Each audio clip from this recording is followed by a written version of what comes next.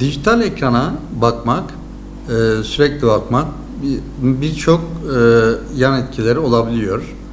Bunlar dijital ekrandan gelen zararlı ışınlar ve gözün sürekli odaklanmak zorunda kaldığı için akomodasyon dediğimiz bir olayla gözde sürekli akomodasyon olmasından dolayı gözde, kaşlarda ve ensede ağrılar olabilir.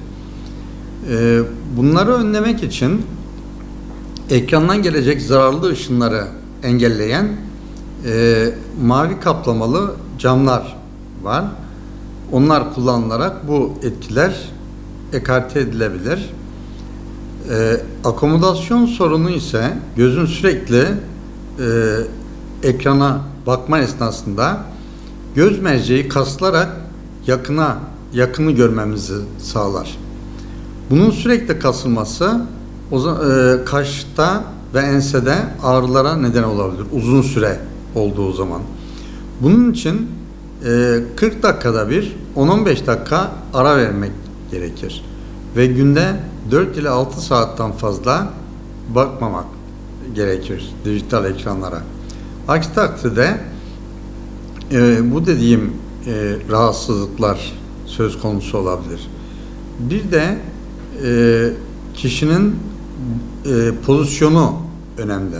Dijital ekrana bakarken klavyeyi de kullanıyorsa eğer elin yüksekliği, dijital ekranın yüksekliği, ona bakma mesafesi ve baş pozisyonu da çok önemlidir. En önemlisi işte deminki dediğim gibi sürekli akomodasyon olması sonucunda oluşabilecek baş ve göz ağrıları.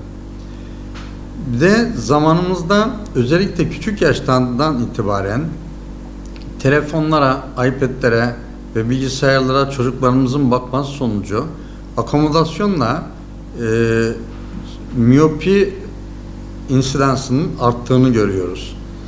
Ve miyopinin ilerlemesini daha çok hızlandırdığını tespit edebiliyoruz. Bunun için yine günlük bakma saatlerinin ayarlanması, bir de 40 dakikada bir verilecek araların önemi çok büyüktür.